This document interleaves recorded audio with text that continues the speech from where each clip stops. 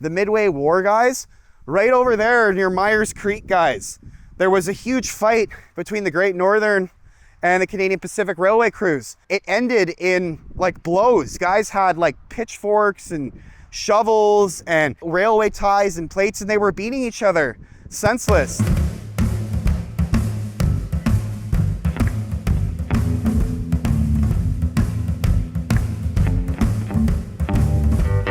Okay guys, so leaving Rossland.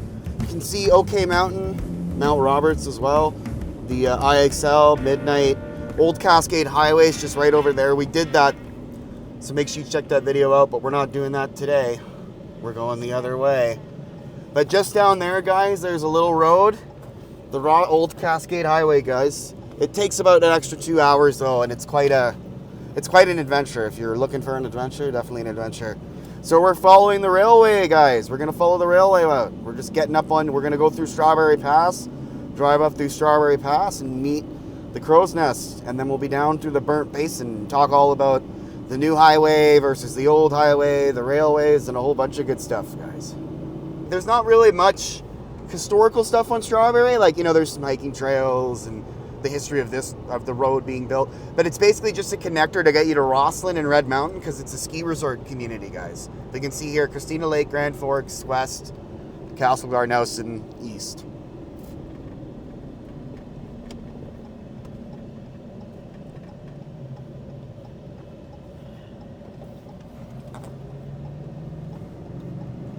And now we're back on the 3. So that was the 3B, guys. So now we'll be heading down through the Burnt Basin to Cray Creek, following the Columbia and Western Railway, guys. And then once we get into the valley with Grand Forks, the Great Northern Railway comes into the fold. So then we'll talk about the Great Northern and the Columbia and Western, CP versus Great Northern, James Giroux Hill versus Shaughnessy.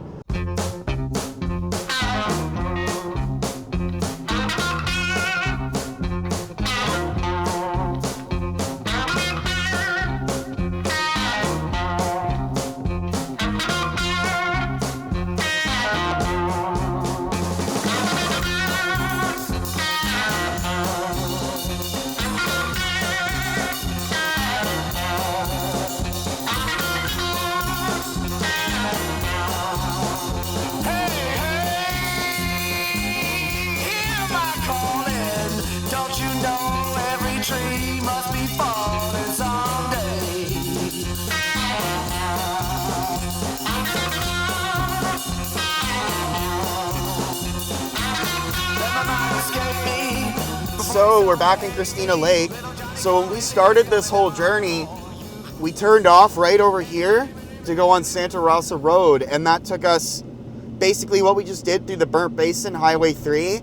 That didn't always exist. And back in the day, when you wanted to go from Christina Lake to Rossland, that was how you did it, right here. This little junction right here, the Santa Rosa Road, guys. And then that takes you up through the Rossland Range, down all those switchbacks.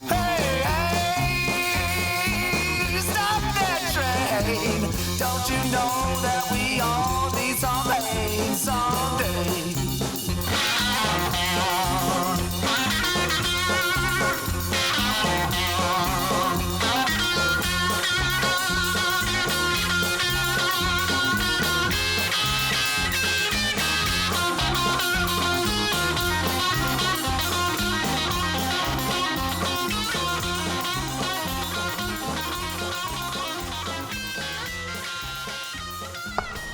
So here we are, guys, Eholt, the former train town. This was a train settlement back in the day, guys, for Phoenix, the Phoenix Express. So up over there is Phoenix, the old town of Phoenix, the Rawhide Mine. So Eholt was a huge terminus, guys. We're right up at the summit here. We just passed Eholt Summit.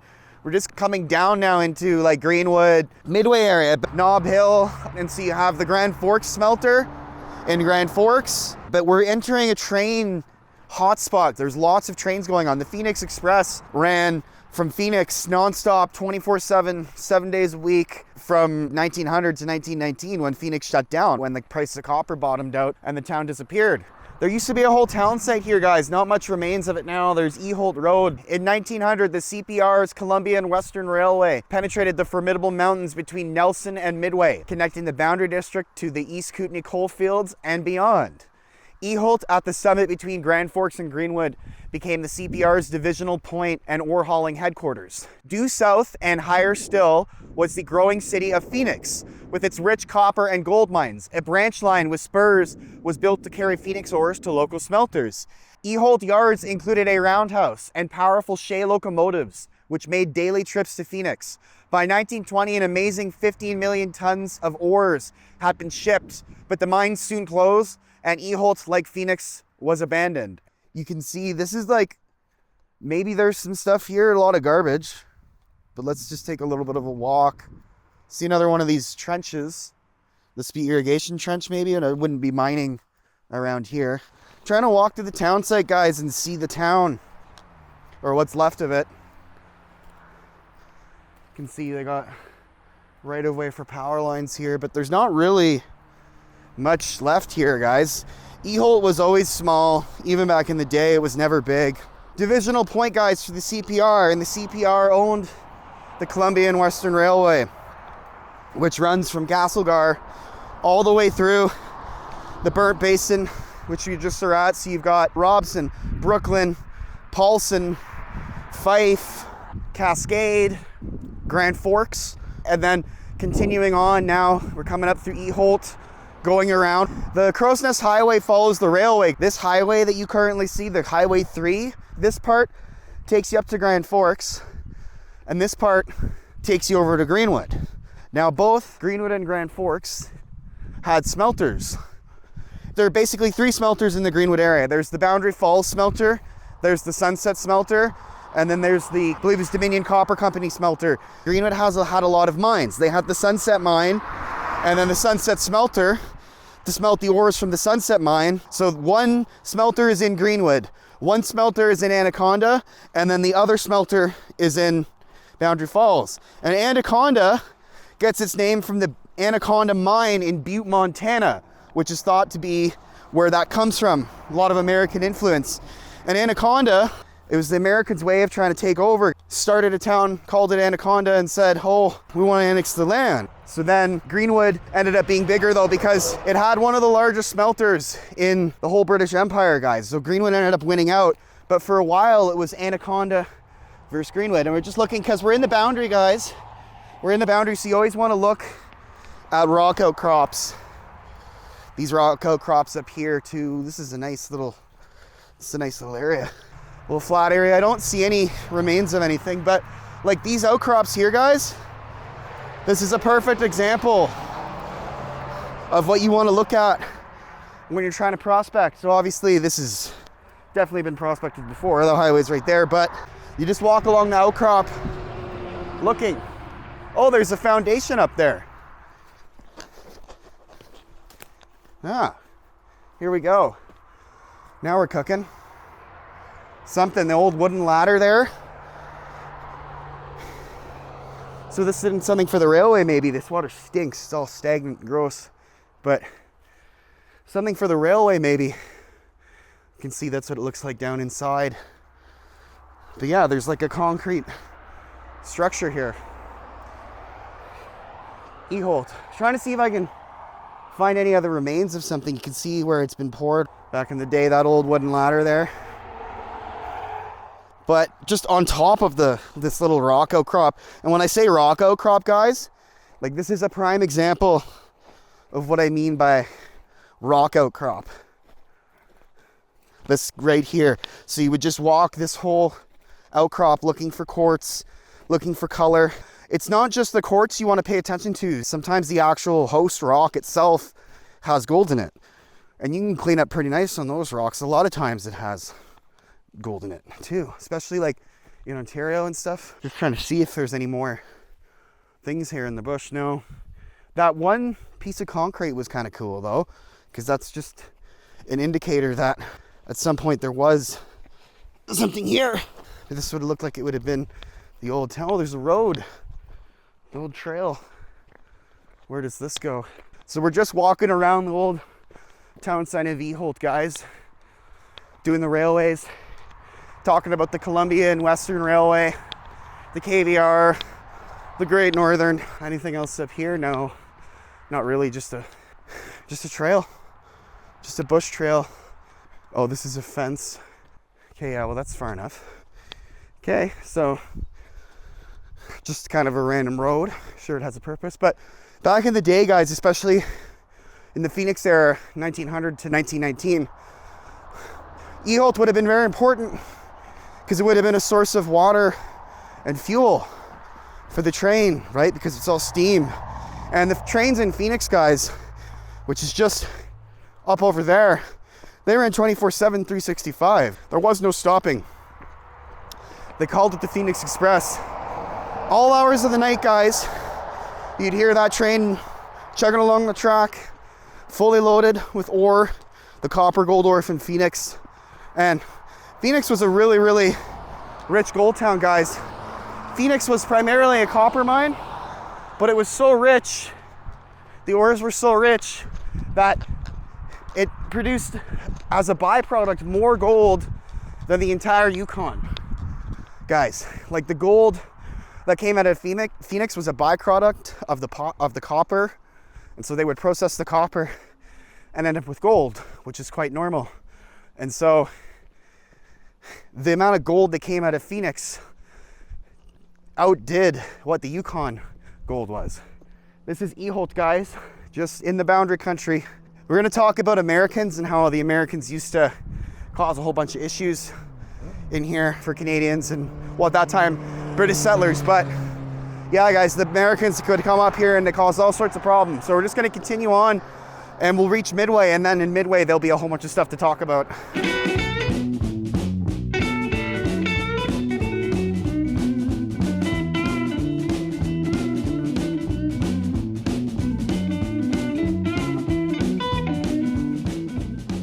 Okay, so Greenwood, guys. We've done Greenwood before, but I was saying that, talking about Eholt, about the trains. It would have come through here, Greenwood. There would have been a smelter here, huge smelter, smelting ore for the mother lode.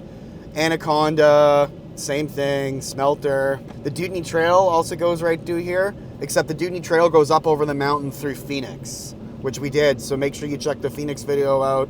Go up all those switchbacks, go to Phoenix, check Phoenix out. Deadwood as well. This whole all around Greenwood, guys, Jewel Lake also has deposits. There's deposits all through the Boundary region, guys. McCarran Creek, Norwegian Creek, the lost lode of the Boundary, kind of. There's so many of those stories, guys. Jolly Jack Thornton, Volcanic Brown as well. He was another, those were two big prospectors in the area. And then we're gonna leave Greenwood, and then right outside Greenwood is the old town of Anaconda, which was the Americans' attempt to annex this region by starting up their own town, which they named Anaconda after the Butte, Montana copper mine, right? But Greenwood ended up winning out, and Greenwood was just basically better, right? Because the smelter was bigger, so it ended up winning, so they weren't able to annex it. This is downtown Greenwood, guys. The city of Greenwood. It's got all the old buildings too. Okay, guys, yeah, so Boundary Falls, Dutney Trail, right here, the old dam. But this is the old ghost town of Boundary Falls. Big slag pile over there for the smelter that they had here. Lots of smelters in the Boundary, guys. The smelter in Grand Forks, smelter in Greenwood, smelter in Anaconda, smelter in Boundary Falls. Lots and lots of smelters. BC has a pretty rich history of smelters as well. Nelson as well, Pilot Bay. This is Midway, guys. This is the station. The train station, Canadian Pacific. It's a huge railway hub. Midway Station, 1900. Let's get a look at her. It's hot though. It's like 34, 35 degrees. KVR Museum. We're in the Kettle Valley right now. This valley is the name of the KVR, Kettle Valley Railway, guys. This is the Kettle Valley. The Kettle River. Love the Kettle. It's a nice river. But you can see this is Midway. Very, very hot here today though. Very, very hot. So we got the train tracks, velocipede there, crew bunkhouse. Yeah, that's where you gotta live when you're working, right? Oh, it's not bad. Look at that, it's decent. The bed, hot water bottle, nice little kitchen, eh? That's not bad. Kokanee, the Kootenay's finest. Kokanee's brewed in the Kootenays. Rail ties, a drilling machine, clips for the rail ties, the plates.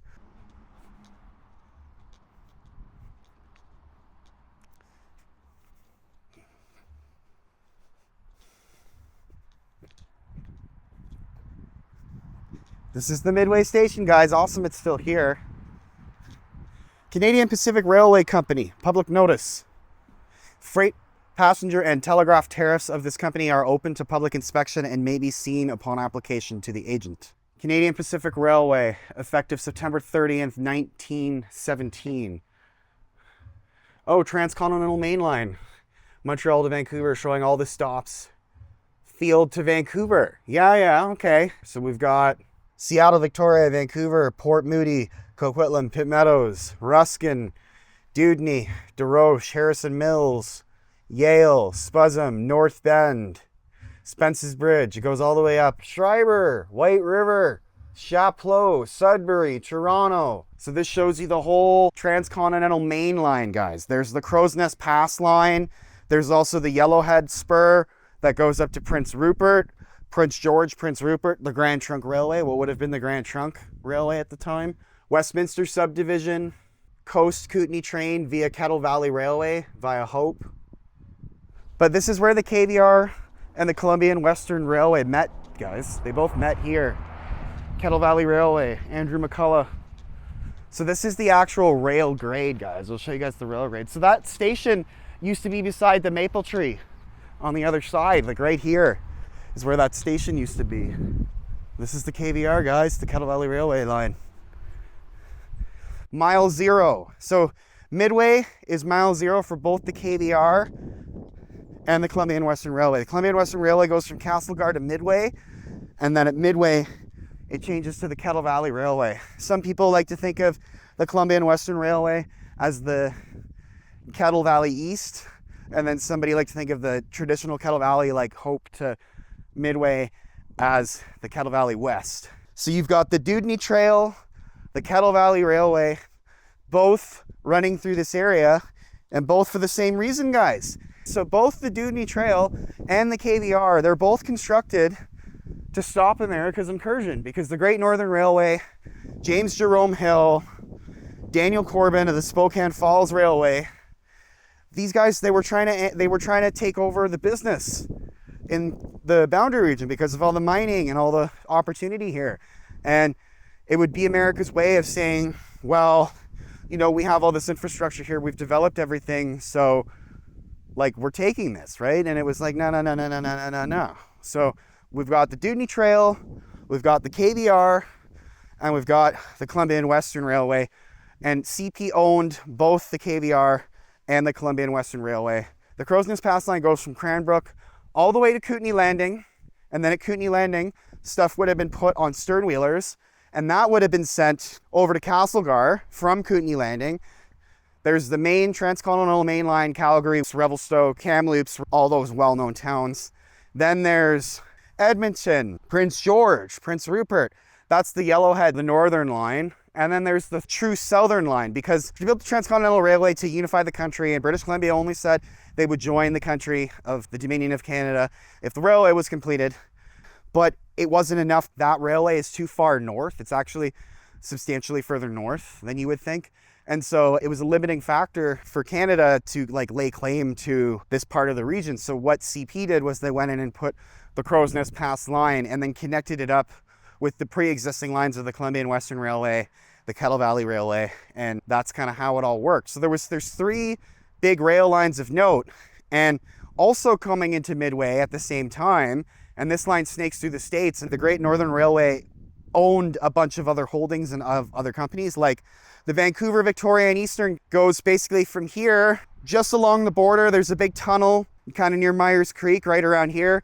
and it goes up through where Bridesville is, down into Orville, and then it comes back up through the Similkameen Valley, goes Carameus, Headley, Princeton, and then it meets up with the KVR in Princeton, and they share the Tulameen-Coquihalla Valley.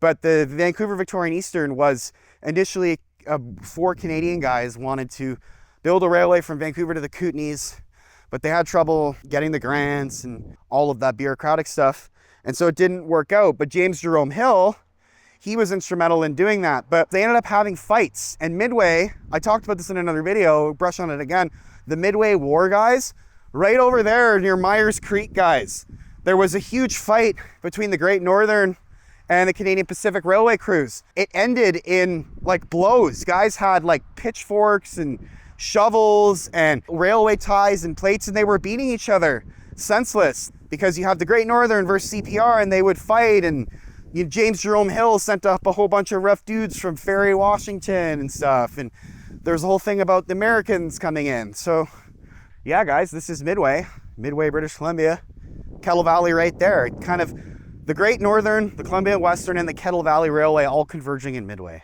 Midway, Mile Zero, Kettle Valley Railway. In 1910, a rail link pushed westward from Midway to transport the riches of the Kootenays, Boundary, and Similkameen to the coast via an all-Canadian route. Andrew McCullough's engineering marvel, the Kettle Valley Railway, crossed 3 mountain ranges, traversed 500 kilometers, and became the lifeline of the southern interior until it was abandoned after 60 years. Today, the KVR is reborn as part of the Trans-Canada Trail. This is the Kettle River Museum, guys, just right at the side of the highway in Midway there, so make sure you check that out. If you're in the area, come support them, you know, it's a good little museum, good little town, lots of good information. And if you like this kind of content, don't forget to like and subscribe, hit that bell icon to get notified. I hope you enjoyed it, guys. That's gonna be it. Sasquatch Prospector out.